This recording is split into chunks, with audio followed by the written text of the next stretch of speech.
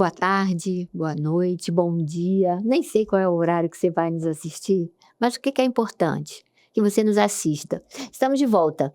Eu sou a Audrey Braga, juntamente com a Davina, que já já se apresenta. Trouxemos uma convidada nova, que eu vou ter o prazer de apresentar. Doutora Beatriz Figueiredo. Gente, vou ter que ler, porque não deu para decorar, não. É meio extenso o negócio aqui. Perita criminal da Polícia Civil do Distrito Federal, atua exclusivamente em locais de crime. Formação inicial, cirurgiã dentista, especialista e mestre em odontologia legal, com enfoque em gêneros. Nomeada como diretora da Divisão de Perícias Externas do Instituto Criminalístico em 2022, tornou-se a primeira mulher a ocupar este cargo. Arrasou! E foi uma das autoras do curso Aspectos procedimentais do Protocolo Nacional de Investigação e Perícia em Crimes de Feminicídio. Incrível, gente. Atua como professora da Escola Superior da Polícia Civil do Distrito Federal e leciona sobre escuta especializada, desigualdade sexista e assédio moral. Bom, o currículo dela segue, mas o que nós queremos mesmo é ouvi-la. Olá para você, que bom estar de volta. Nós fizemos aí uma série de retrospectivas e eu creio que foi muito bom a gente rever colegas, rever temas. Algumas colegas vão voltar, porque alguns temas é preciso a gente estar reforçando. Mas hoje a gente tem uma convidada diferente, uma convidada que é a primeira vez que ela está vindo. Bom, meu nome é Davina Castro, você acho que já me conhece, né? Então, Beatriz Figueiredo. Conheci Beatriz num programa de televisão que nós fizemos e foi muito importante, foi muito bom, então nós resolvemos convidá-la. Ela é autora desse livro aqui, Feminicídio, Perícia Criminal, Valor Jurídico da Prova Material. Nós vamos colocar no Instagram. Eu li todo o livro e eu fiquei muito impactada. E nesse impacto eu fiquei muito emocionada. Eu via o livro e eu não queria parar, porque até então eu achava que era um livro técnico. Mas eu vi que, junto com a técnica, tem muito esclarecimento e tem muita dor. Tem muita resignação, tem muita estrutura da polícia para ajudar a elucidar esse tipo de crime e, consequentemente, prevenir. Ela vai falar um pouco melhor sobre isso. Essa é a minha leitura, para vocês verem, olha, tá um monte de marcações aqui. Então, seja muito bem-vinda, Beatriz. Obrigada, gente. É um prazer estar aqui falando com vocês. A Davina, a gente dividiu esse projeto, né, Davina, que foi muito especial, assim. Muito intenso, muito corrido, mas foi muito gratificante. Eu fiquei muito feliz naquela época de poder dividir aquele palco com você. E estou muito feliz de estar aqui agora, é um prazer. Obrigada pelo convite, é uma honra estar aqui. Então, o tema é feminicídio. E o tema, na verdade, a gente sempre tem um nome para o nosso programa, ou para o nosso episódio. Feminicídio, a força da prova material. Um tema que incomoda, é um tema que preocupa, é um tema que nos deixa, às vezes, desconfortável. Mas aí eu já vou começar. O que caracteriza juridicamente o feminicídio? Então, na lei, na letra fria da lei, a gente fala que o feminicídio é o assassinato de uma mulher pelo fato dela ser mulher. Mas o que é isso? E a lei diz que é quando essa mulher é assassinada num contexto de violência doméstica e familiar, ou em função da misoginia ou do ódio da mulher.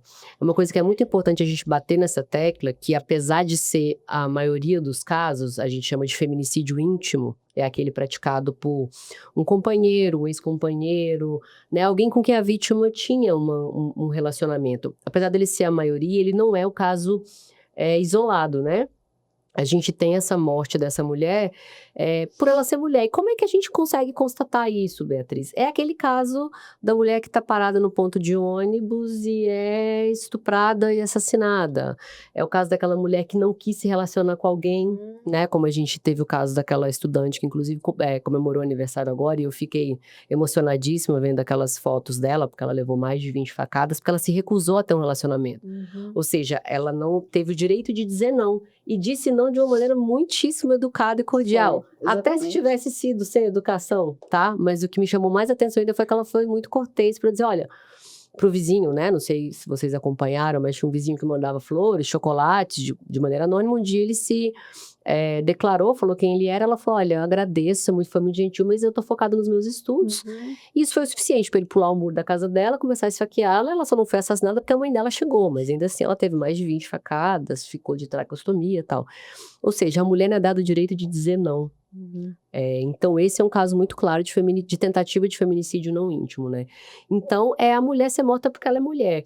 E quando é que a mulher não é morta porque ela é mulher? Porque eu também recebo muito essa pergunta, né? Mas toda mulher que for assassinada, então é feminicídio? Não, né? Eu mesmo, um dos casos que eu peguei enquanto perita, eu falo muito, tá? A Davina sabe, se vocês precisarem me interromper, fiquem à vontade.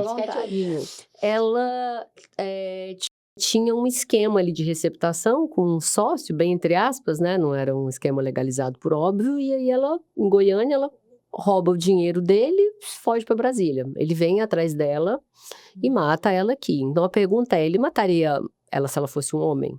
Sim, foi uma questão de dinheiro. Então a gente está falando de um assassinato de mulher, mas que não foi um feminicídio. Isso é a regra? Não. Em 13 anos de polícia civil, em 13 anos de perícia, trabalhando na rua, na seção de crimes contra a pessoa, foi o único caso que eu peguei, que uma mulher foi morta e que não foi feminicídio. Então, isso é muito significativo. E eu não estou falando de achismo, estou falando de dados. São dados. Né? Então, a mulher, quando ela é morta de forma violenta, é porque ela é mulher. Ou num contexto de violência doméstica, ou pelo ódio à condição dela ser mulher. Eu queria falar um pouco aqui do seu livro, Claro. de algumas observações que eu fiz, que eu achei muito interessante. Quando quem fez o prefácio foi a Érica Cocai, e ela fala que o Brasil não fez o luto dos períodos traumáticos. Então, quer dizer, nós estamos vindo aí de um processo de discriminação, um processo de misoginia, eu acho que desde do início da humanidade, né? E ela fala que nós não vivemos esse luto, nós não vivemos esse corte, né? Então, nós estamos sempre voltando para esse processo. E depois, você fala sobre esse mapa, que eu achei muito interessante. Gente, não tem como, eu estou fazendo aqui propaganda, não é nem propaganda do livro, é porque eu fiquei... Você gostou demais. Eu gostei muito, né? Sim. E eu queria falar sobre as minhas constatações do livro. Tem um mapa, Audrey, aqui, sobre as evoluções, né, em relação à mulher. E eu vi que há lapsos temporais assim, absurdos, né? Tipo de 20 anos de leis que aconteceram e 20 anos depois é que elas foram revistas. O que me chamou muito a atenção foi que depois de 2003 é que começaram os lapsos temporais diminuírem. Então, começou... em 2003 vem a notificação compulsória, em 2005 vem fim da extinção da impunidade do estuprador, em 2006 sanciona a Lei Maria da Penha, depois então de 2020 começa 2021, 2022, 2023, 2024. Então a gente está vendo que eu entendi da minha leitura. Por isso que, apesar de ser um livro técnico, eu olhei como assistente social que sou, né? Eu olhei e eu falei, como nós conseguimos ultrapassar, e como é que... Aí eu volto no luto que ela fala, como, né, nós estamos rompendo com esse luto, apesar de estarmos aí com números alarmantes, né? Mas acredito também que as notificações aumentaram, as mulheres hoje já estão reagindo, né? E algo que me chamou também muita atenção é que há mulheres que ficam 1 ano naquela condição, 2 anos naquela condição de violência, 3 anos, né? Até mais do que isso. Até mais do que isso. Então, assim, mas tem uma porcentagem muito maior que está conseguindo ficar assim, tipo assim, o primeiro tapa já não aceito mais, né? E eu acho que isso que vem acontecendo. E uma coisa interessante que eu vi também, falando sobre a Ângela Diniz, né? O caso do Doc Street. Sim. E Legal. eu fiquei pensando, também, só para concluir a palavra para você, eu achei tão interessante como é que é bom a gente resgatar essas histórias.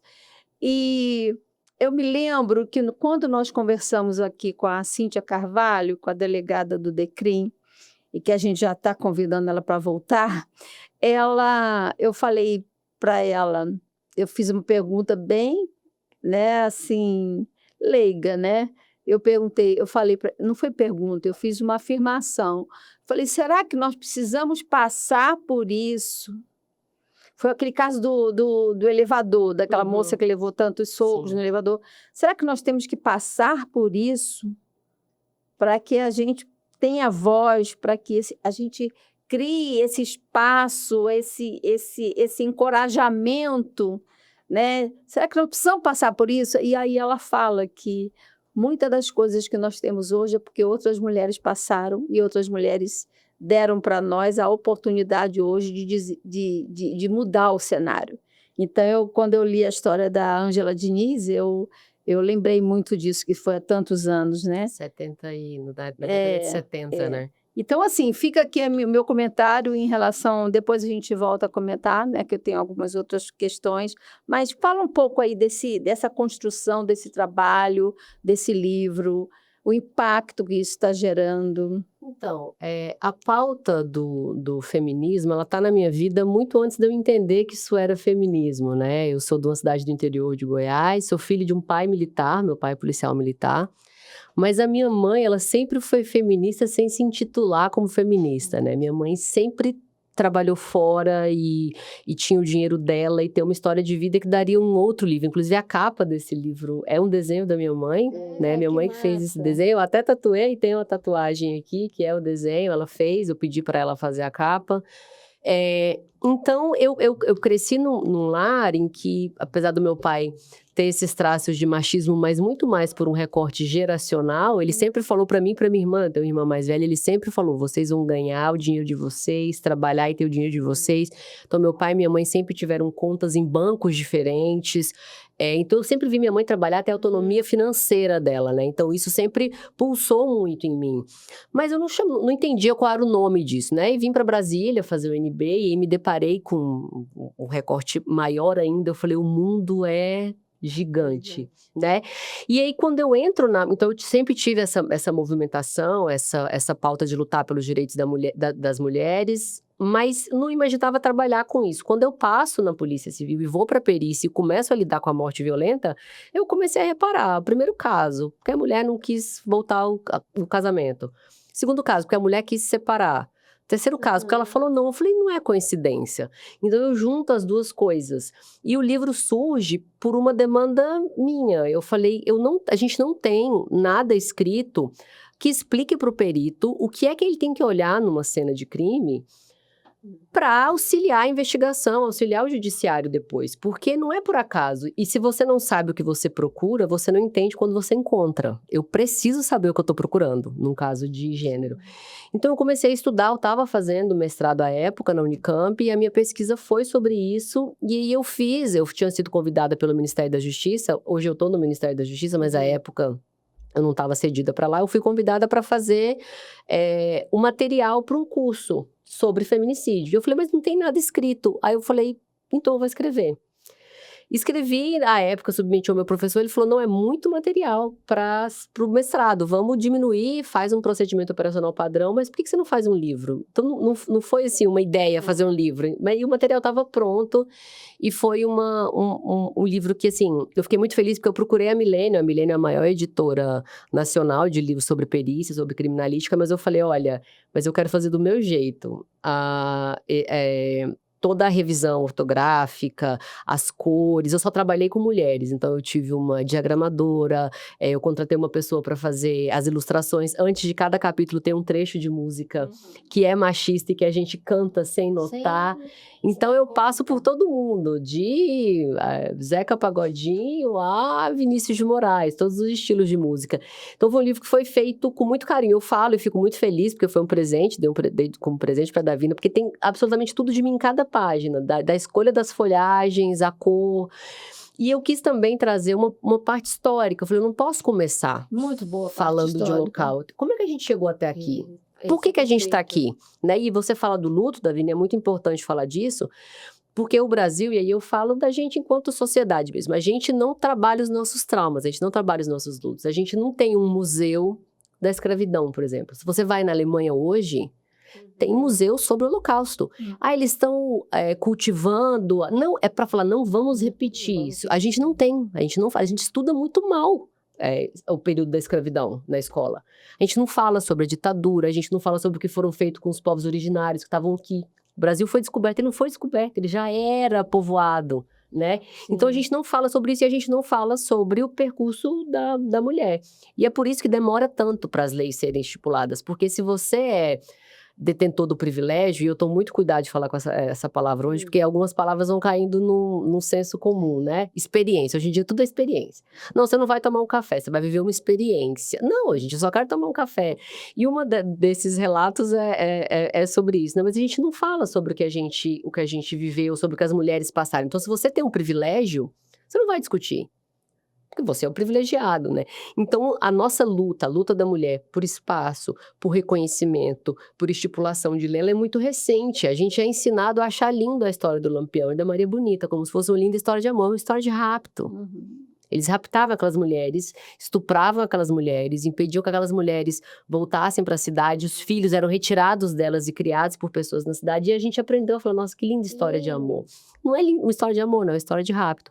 Então, enquanto a gente não olhar para o nosso passado, e às vezes é um passado recente, como isso, né? Agora, em agosto, completa 20 anos da Lei Maria da Penha, e o Brasil foi condenado, foi o primeiro país a ser condenado por organismos internacionais por não ter cumprido a lei. Foi obrigado. Apesar de ser uma lei que já foi uma premiada, foi uma pressão internacional. A Maria da Penha, ela sofreu 2 tentativas não era chamada de feminicídio na época, mas ela sofreu 2 tentativas de assassinato. E enquanto ela estava no hospital, se recuperando de um tiro que ela levou nas costas, ficando paralítica, o Estado falava, se você não voltar para casa, vai ser considerado abandono de lar. Mas na casa estava o algoz dela. Então, é muito absurdo, porque não tem tanto tempo, foi 20 anos atrás. A gente for pensar em comparação, a Lei Maria da Penha de 2006, o Brasil foi campeão na Copa do Mundo a última vez em 2002, só a título de comparação. Sim, né? Então, a gente já tinha comemorado lá o Ronaldinho, e o Brasil não tinha uma legislação específica. Então, a gente precisa olhar para os nossos fantasmas. A gente tem que tirar o fantasma o esqueleto do armário, para a gente poder pensar. E uma coisa muito importante de falar, os direitos das mulheres, eles são constantemente questionados. A gente não pode vacilar agora mesmo, tá em pauta aí. A mulher tem que votar ou não? Gente, a gente tá em 2026. E tá em pauta. E tem gente dando voz, levantando isso como bandeira. Exatamente. Então, a gente não pode vacilar um minuto que seja. Então, a gente precisa olhar para o nosso passado. A gente precisa encarar o nosso luto. Encarar o luto não é romantizar, é falar assim, isso aqui aconteceu. Como é que a gente faz para não acontecer de novo? Né? E por isso que nós aqui sempre trazemos o tema da violência contra a mulher é um tema recorrente aqui conosco, né? Nós sempre fazemos isso porque a gente entende que o Fala Mulher é um espaço de fala, né? A Audrey fala que... Como é que a frase sempre que você... A mulher fala, outras são ouvidas. Então, assim, Perfeito. nós precisamos abrir esse espaço, Sim. né? Esses espaços, eles são imprescindíveis para que a gente consiga encorajar mulheres, encorajar pessoas e enfraquecer essas outras frentes que estão querendo vir de forma retrógrada, é como se a gente estivesse retrocedendo, né? Então, por isso que a gente tem que estar avançando. E a gente, infelizmente, escuta muito isso das pessoas falarem, mas vocês só falam nisso. Não, nós temos que falar, ainda falamos pouco, Tinha que né? se falar mais, né? Ainda falamos pouco. Eu tenho mais uma questão para falar com você. Claro. Que é uma área que é uma área que eu tenho um manejo importante, que é a igreja, né? E ela fala da questão da igreja, né? Fala, inclusive, alguns versículos, né? Sim. Você cita aqui. Eu acho que eu falo enquanto igreja, que sou, realmente, primeiro que nós interpretamos, assim, a história trouxe a interpretação bíblica de acordo com aquilo que era vigente que na era, época. exato. Não só vigente na Conveniente, época, né? mas hoje também, né? A gente vê muito. Só que hoje, por conta dessa pressão, chegou na igreja. E eu lembro que a Carla Lopo, que vai ter uma entrevista conosco no outro episódio, ela fala que ainda quando eu comentei ela comentou sobre a igreja e eu comentei sobre a igreja e ela falou assim, ainda bem que está havendo uma mudança. E acontece isso mesmo, sim, né? Você coloca aqui, você cita um versículo, mas quem conhece um pouquinho mais a Bíblia sabe que esse versículo ele tem alguns antecessores, é ele que falam sobre a postura do homem, né? E falam que é essa submissão. Mas o que eles fazem? Eles retiram esse versículo e usam no contexto que querem. E hoje, a igreja, sim, aí você coloca aqui sobre isso, e a igreja, sim, eu concordo, a igreja hoje, ela está sendo... ela está sendo meio que intimada a criar este movimento, sim. E para os púlpitos, sim. E aqui você cita várias vezes sobre essa questão, né, da igreja, né, que fala da submissão, né, porque essa submissão da mulher existe, sendo que se a gente for olhar biblicamente, nem o próprio Jesus, não é religião que eu estou falando de história também, nem o próprio Jesus fez isso, né? O olhar dele para a mulher era um outro olhar. Sim. Né? Então, assim, as mulheres participavam do ministério dele, aonde ele ia, isso é histórico. Aonde ele ia, custeavam tudo isso, e o que aconteceu? A história trouxe colocou a mulher no outro lugar por conta de alguns versículos, né? E aí você cita isso. Então, assim, achei muito importante, vai me ajudar num conteúdo de um trabalho que eu também já estou montando em relação a isso, a igreja. Já estou buscando em igrejas quais as igrejas que já estão com esse movimento, já existem, né?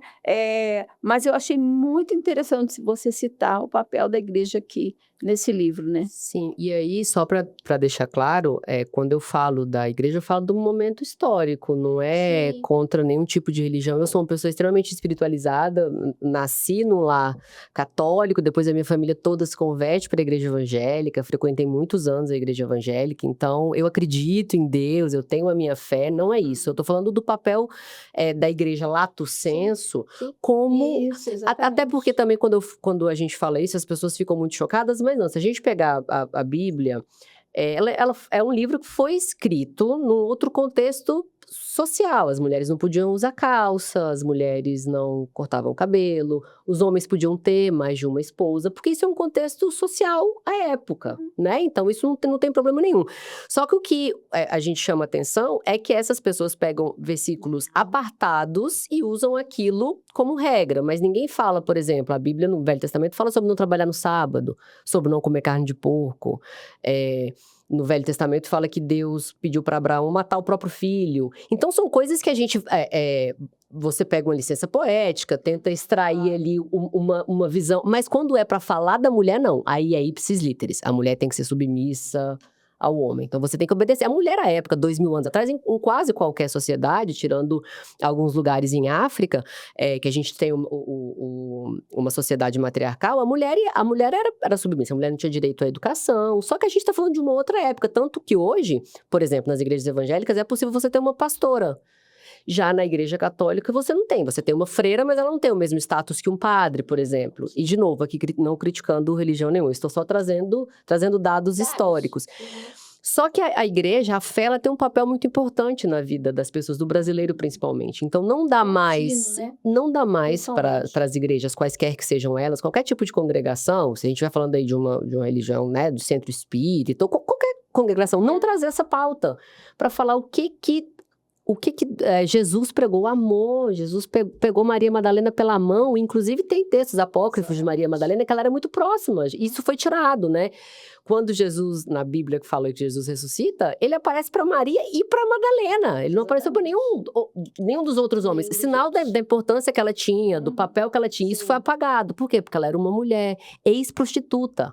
Se Jesus falou, vem cá, você faz parte dos meus. Como é que a gente olha hoje para uma mulher e fala, você é menos que eu vou te agredir porque você não quer? Então, o olhar é só para trazer esse cuidado, porque realmente a fé, ela tem um papel muito importante na vida de parte dos brasileiros. Então, é importante que as congregações se posicionem. A gente não vai admitir violência, a gente não vai... Porque se posiciona ao contrário, não, a mulher tem que ser submissa mesmo. Ah, não, mas eu tô falando submissa no sentido... Não, os homens vão entender a submissão como você tem que me obedecer. E se você tem que me obedecer, se você fala um não, o que eu faço com você? Eu te agrido.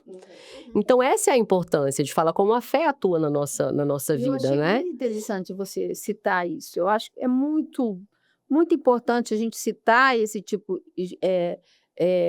essa questão da igreja, porque é algo que pode ser extremamente manipulador, né? E a gente sabe disso. E é tão só uma questão que eu queria observar, por exemplo, a Bíblia ela foi escrita em várias línguas e muitas das vezes, se você for ver na essência do grego, do aramaico, do hebraico, as traduções são diferentes. Então, você vai ver que, se você for ver, por exemplo, em 1500, que teve a Reforma Protestante, o movimento das mulheres foi absurdamente avassalador, né?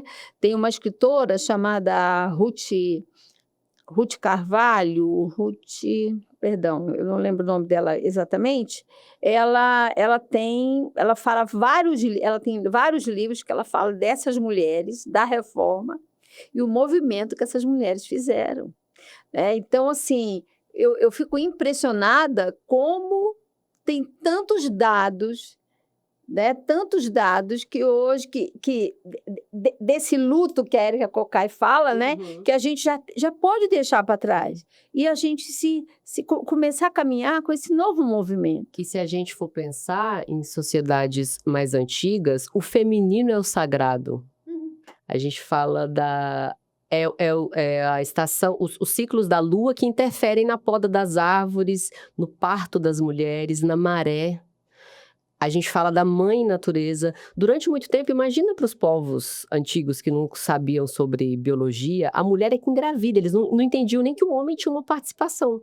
O homem, o macho. É a mulher que gere, é a mulher que pare, é a mulher que amamenta. Então, a mulher ela era o ser sagrado. Se você não tem mulher, você não tem procriação da espécie. Em que momento isso é mudado? Porque é uma força absurda, né? A fêmea, essa energia feminina, enfim, toda essa conexão com o feminino. O feminino é o sagrado nessas comunidades antigas. E isso é deturpado para isso ser apagado, né? Então, lá atrás, né, nessas sociedades igualitárias ou sociedades em que você tem a mulher como matriarca, você tem muito mais igualdade. A gente estava num evento no final do ano passado com profissionais mulheres da segurança pública. Eu fiquei muito chocada com o relato de uma policial que me falou que ela foi servir numa zona de guerra mesmo, né? E aí ela estava na equipe que distribuía alimento. Então, imagina, uma zona de guerra, as pessoas sem água, sem comida e elas distribuem alimento. E ela falou que ela recebeu uma ordem explícita do chefe dela. Só entrega comida na mão das mulheres. Não entrega na mão dos homens.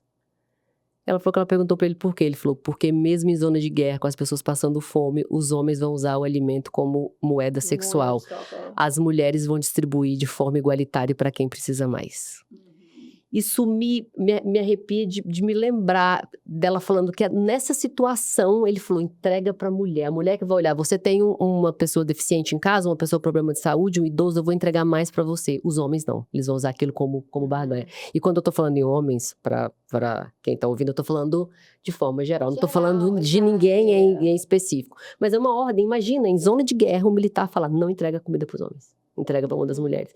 Como ela tem esse senso de divisão, esse senso de proteção, esse senso de... Né, isso é histórico. Então, isso foi apagado em um determinado momento. Pra gente ser confinada, pra gente ser diminuída, né? E que é possivelmente... Só ressaltar que o nome da autora é Ruth Salviano, que ela fala das mulheres da reforma. Ela tem 4 ou 5 livros que só fala sobre isso, né? Então, o que a gente conhece muito pouco da história, né? Sim. Sim, André. Não, a parte do que eu ia dizer, eu queria aproveitar a sua presença. E aí eu queria que você desse uma orientada para a gente, porque eu acho que assim, formas de nos defender é conhecer um pouco do que é feito do trabalho, a gente sair um pouquinho da escuridão da desinformação. E aí, aqui você é perita, você trabalha com isso, e eu queria fazer um cruzamento entre o trabalho da perícia e formas de prevenção e conscientização. Então, são, na verdade, 2 perguntas e uma fala só. A perícia, ela é a ciência a serviço da justiça, né? O perito, ele é um cientista que está trabalhando ali para elucidar um caso. Então, o compromisso do perito é com a verdade. Ele está a favor da acusação, a favor da defesa, ele está a favor da verdade. Então, quando a gente fala da perícia em local de gênero, é uma infinidade de possibilidades. O exercício do livro foi esse. Eu peguei todos os vestígios possíveis de serem encontrados numa cena de crime e analisei eles com a lente de gênero. Então, se eu encontrar sangue no local de crime, sangue no local de crime é o que mais tem, num homicídio, num latrocínio. Mas e se eu estiver falando de sangue no local de gênero? Qual o valor que ele pode ter para mim? Esse sangue é um sangue menstrual? Esse sangue é por causa de um aborto forçado? Então, a gente vai... Nesse sangue, é um sangue vaginal, mas ele tem amostra de esperma? Eu posso estar falando de um estupro? Então, eu fui fazendo esse exercício e eu fiz isso para tudo. Plantas, insetos, veículos, fragmentos de vidro, fragmentos de tinta, pó, poeira, cinza... peruca, eu fui pegando todos os vestígios e fui analisando se eu estiver falando de gênero, o que isso aqui pode me dar de informação forense? Porque é isso que o perito vai fazer, ele chega numa cena de crime, é uma tela em branco, não em branco, porque tem aquela confusão de informação, e ele vai pegando e tudo que ele pode comprovar materialmente, cientificamente, ele coloca no laudo. Então, por exemplo, se eu estou falando de um animal morto no local, se eu estou falando de um homicídio, acontece. Você está me devendo dinheiro, porque você tem uma boca aqui de tráfico, eu tenho outra ali, eu vou passar e aí você está na varanda, eu vou atirar em você. Às vezes o seu cachorro está ali, ele vai receber um disparo e vai morrer. No feminicídio, não. A gente chama de violência simbólica. O agressor, ele mata primeiro o animal para te causar dor, porque é importante para você aquele animal, e depois ele te mata. Ele vai quebrar a televisão que você comprou com o seu trabalho, porque ele não queria que você trabalhasse. Então, ele quebra a televisão e depois ele te mata. Ele vai rasgar as fotos do casamento. Ele vai rasgar o seu diploma. E aí são indícios de um crime de gênero. Sim, de uma violência simbólica. Né? Então, a gente vai chegar num local, a mulher vai estar morta e lá na cozinha tem uma chaleira com canela, chá de canela. Canela é abortivo. Será que essa mulher estava grávida e foi obrigada a tomar o chá porque ela tinha que abortar? Então, é uma sequência de coisas que a gente vai colocar no laudo e junto com outras informações, né? Depoimentos, testemunho, oitivo, o delegado pega e fala, isso aqui é um crime de gênero. Não foi por acaso. Porque o que a maioria dos autores vão falar? Não. Foi um ato isolado. Eu nunca tinha agredido ela antes, eu nunca tinha batido. E às vezes você encontra, como já aconteceu várias vezes com a gente, uma mulher tá morta ali na calçada. Quando você entra na casa dela, sabe aquela gaveta que todo mundo tem em casa com seu histórico médico? Você faz um raio-x, você não... A gente não joga fora, você guarda em alguma gaveta.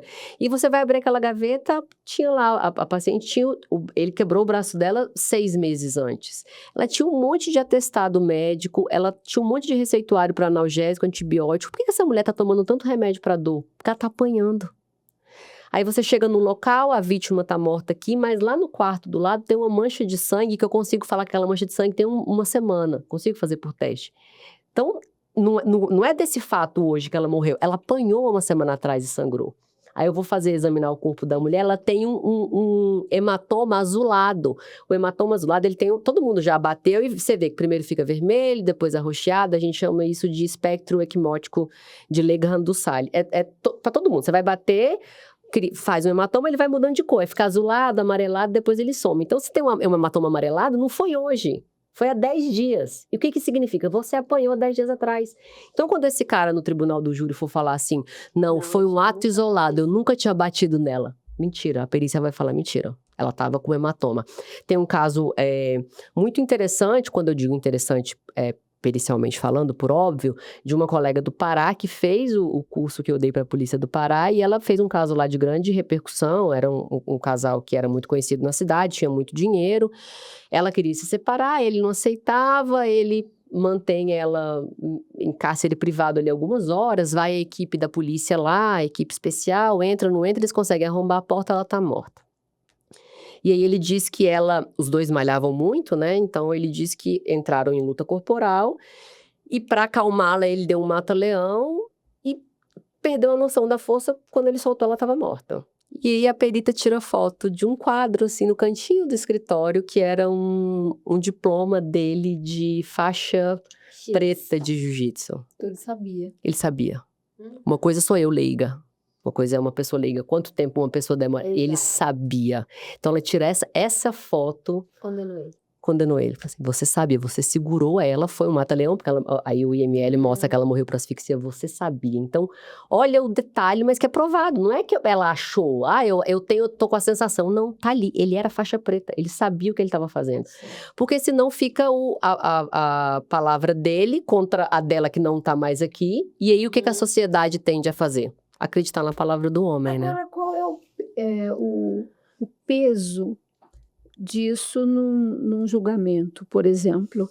Vocês acham que os juízes, eles hoje, eu creio que eles considerem, mas qual é o peso disso? Por exemplo, a ideia de vocês a gente está mostrando que foi um feminicídio. Mas isso pode ser desconsiderado na justiça, não? O feminicídio hoje, ele não é mais porque ele surge como uma qualificadora do homicídio, né? Ele era considerado um homicídio qualificado. Hoje ele é um crime autônomo, né? Inclusive com a maior pena prevista na nossa legislação. Então ele vai obrigatoriamente para o tribunal do júri. O que é o tribunal do júri? A gente tem 7 pessoas, a gente chama de juízes leigos, né? São pessoas que são convocadas da sociedade para participarem do julgamento. O juiz de direito, ele coordena aquele pessoal e o juiz é que vai determinar a pena, mas quem decide? O tribunal do júri vai definir. Teve um crime, sim ou não? Essa pessoa que é culpada, sim ou não? E aí quem define a pena, caso o júri entenda que ela foi culpada, é o juiz. E é por isso que a prova pericial é tão importante no feminicídio, porque eu entro numa disputa de narrativa. Eu não estou falando de um juiz que está acostumado com aquilo, eu estou falando da Maria, que é dona de um supermercado. Eu tô falando do José, que é segurança em um bar. Eu tô falando da Tereza, que é pessoas normais que eu digo assim, não estão afeitas à condição do direito. Então, elas estão mais propensas a serem enviesadas com as narrativas. Mas aí vem a prova material. Um caso muito emblemático que eu tenho, a gente fez um local e era uma mulher, ela tava morta e ela era bem magrinha, assim, bem magrinha. E o feminicídio prevê como aumento da pena, de 1/3 até metade, tem algumas qualificadoras, um deles é se a mulher estiver grávida ou se ela estiver em 3 meses depois do parto. Então, você olhando para ela fisicamente, era impossível você falar que ela estava grávida. Só que aí, a gente fazendo o exame no local, tinha Esse que tá aqui no livro? Isso, tinha no cantinho do armário umas roupas de uso tipicamente masculino. Então, a gente falou, bom, algum homem deve frequentar a casa. E aí, tinha uma jaqueta. Quando eu enfiei a mão no bolso da jaqueta, tinha a filipeta de um teste de gravidez. Aí eu falei, essa mulher tá grávida. E aí, ela passou pelo exame no IML, útero gravídico. Então, descobriu-se que ela estava tendo um relacionamento com um homem que era casado, então ele estava tendo um relacionamento extraconjugal com ela, ela engravidou, e ele provavelmente deve ter pedido para ela abortar, alguma coisa assim. Só que aí, o que o advogado dele falou? Não, foi o meu cliente mesmo, mas ele não sabia que ela estava grávida. Os dois estavam usando cocaína, ele se descontrolou e matou ela. Então, não dá para colocar o aumento da pena. Só que aí a gente conseguiu coletar a amostra da jaqueta dele, era o DNA dele, e a investigação pegou fotos da rede social dele usando aquela jaqueta.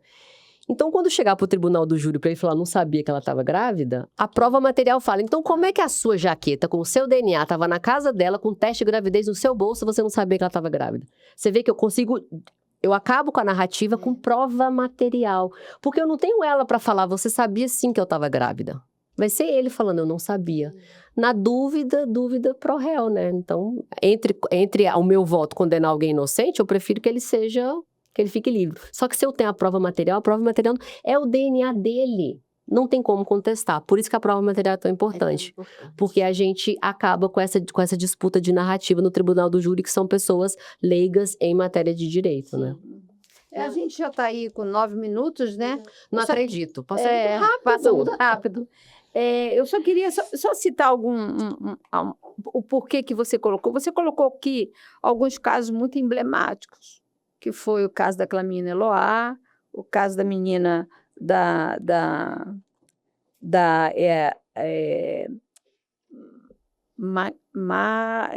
uma menina que ela tem uma origem a Nakashima, e depois você usou o caso da Elisa Samúdio. Isso. Né? Nesses 3 casos, foram casos assim, muito emblemáticos, né? Muito dolorosos, porque foram casos assim, que demoraram a ser elucidados. Você usou esses exemplos em que sentido?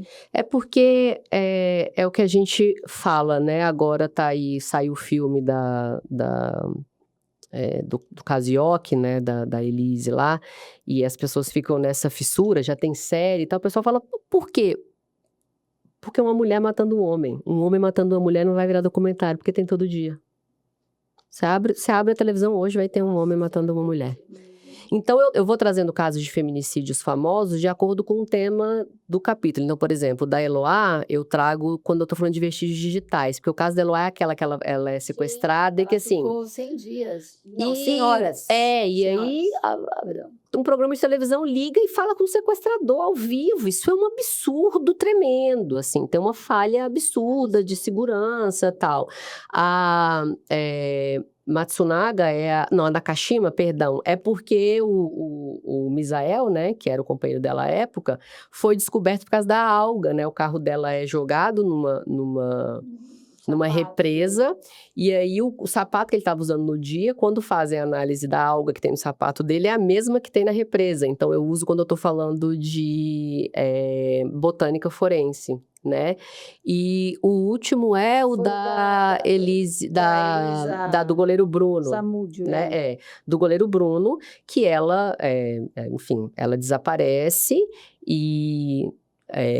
ela não é encontrada, o cadáver não é encontrado, você tem sangue, mas você tem uma série de coisas ali. Até hoje o corpo dela não apareceu, tem a suspeita de que ela tenha sido jogado para os cães, e o cão ele não destroça tudo, ele não come cabelo, ele não come osso, ele não come unha, então fica essa coisa de onde ela tá, né? E a garantia de um homem goleiro de um dos maiores clubes do Brasil, cotado para ir para a seleção brasileira, e como ele se sente à vontade para mandar matar uma mulher, e ainda hoje times querendo contratá-lo. Times querendo contratá-lo. Ele foi proibido de jogar porque ele não poderia viajar. Você fala, como é possível um time de futebol pensar em contratá-lo? Então, eu vou trazendo esses casos que vão para a mídia para a gente analisar, né, à luz da perícia, como é que a perícia ajudou, ou como é que isso estaria ligado, como é que a perícia poderia ter ajudado, né? Que coisa tremenda, hein? A gente vai precisar começar a encerrar, né? E aí eu vou aproveitar uma pergunta. Familiares, amigos e vizinhos, como podem ajudar uma mulher vítima de violência? Ou que está em risco de um feminicídio? Hoje a gente precisa avisar que não tem mais aquilo, né? Por favor, não repitam isso. Em briga de marido e mulher, não mete a colher. Mete sim. Talvez você seja a única chance dessa mulher. Então, eu acho que a gente tem que ter um olhar atento. Se você é profissional da saúde, tenha um olhar atento para uma mulher. Às vezes, eu tô falando isso porque eu sou formada em odonto, então às vezes atendia, tem muito tempo que eu não clinico, mas às vezes atendi uma criança, mas eu vi a mãe tá com um comportamento diferente, tá usando roupa de manga no calor, tá mais calada. Olhem para as mulheres perto de vocês, homens e mulheres. Ouviu o grito, ouviu alguém pedindo socorro, você tem aquela pessoa que começou um relacionamento, tá longe, oriente, converse com a pessoa ou faça uma denúncia. Hoje a denúncia é pública incondicionada, então não depende mais da vítima. Antigamente a vítima é que tinha que denunciar e se ela se arrependesse ela podia tirar a denúncia, hoje não. Então você denuncia, é anônimo, você não precisa se identificar. E uma coisa que é muito importante é a gente ter a diferença de: Bia, eu tô ouvindo agora a minha vizinha gritando. Aonde eu ligo? 190. Você vai ligar pra polícia militar. Vem aqui agora, 3 da manhã, 5 da manhã, 4 da tarde. Vai uma viatura da polícia militar naquele momento. Se não é o caso de estar sendo no momento, ó, Bia, eu tô suspeitando, ou uma amiga me contou que tá sofrendo algum tipo de abuso e eu tô querendo orientação, Aí é 180. 180. Que aí você vai receber orientação, você vai saber perto de você quais os serviços, porque a gente pode ter uma assistência social, você pode ter a delegacia da mulher para você procurar ajuda, pode ter a procuradoria da mulher, enfim. Se tá acontecendo agora, Aí é o 190. Se você quer se orientar para você mesmo, talvez eu acho que eu tô sofrendo uma situação de abuso, eu não tenho certeza, ou tô com medo, não sei quais são os meus direitos, tô suspeitando que alguém perto de mim tá sofrendo algum abuso e a pessoa não me dá abertura, você pode fazer denúncia pelo 180. É anônimo, você não precisa se identificar, e isso vai ser investigado. O que a gente não pode é se calar, a gente não pode achar que isso é normal.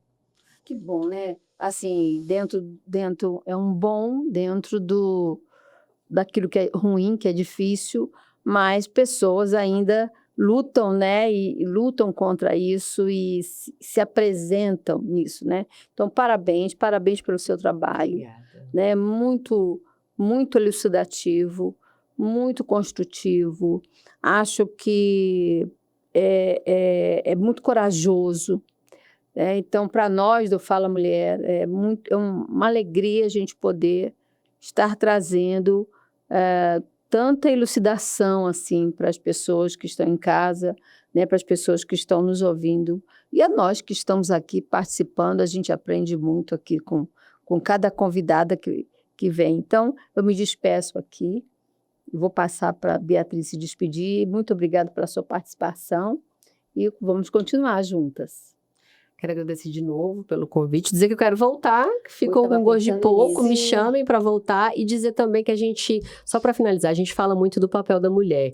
Mulheres, apoiem mulheres, mulher aprenda a denunciar, mas a gente precisa falar com os homens. Os homens precisam parar de nos matar. Então, ao invés de pensar em colocar um colete à prova de bala em mim, eu tiro a arma ou tiro a munição de quem está atirando, né? A gente precisa falar com os meninos, com os adolescentes, com os homens. Sim. Homens, vocês precisam se posicionar. É desagradável, é constrangedor, mas a gente está morrendo. Então, a gente precisa de homens parceiros nessa luta. Homens que, de fato, se posicionem. Que quando você ouvir aquela piada, aquela brincadeira no grupo, fala, amigão, isso não. Porque senão é uma luta inglória. A gente vai ensinando as mulheres a se defenderem, mas a gente tem que falar para os Exatamente. homens pararem de nos agredirem, né? Então a gente precisa falar sobre isso, sobre os homens aprenderem a falar não, sobre os homens se despirem dessa masculinidade frágil, se despirem desse lugar de dono das mulheres, né? E aí sim a gente vai caminhar para uma solução. Enfim, foi uma delícia, ficou com gosto, quero mais, dá para a gente conversar mais 3 horas, mas já estou me convidando para voltar, estou à disposição. Com certeza. E obrigada, gente, eu estou à disposição de vocês. É bom, muito bom ouvir alguém que fala com conhecimento, que fala com sabedoria e dá espaço para a gente ficar só ouvindo. Tem 2 questões, né, muito importantes que a gente precisa estar reverberando e falando, que é diga não a qualquer forma de violência. Qualquer forma de violência. A gente se vê. Tchau, gente. Tchau, tchau.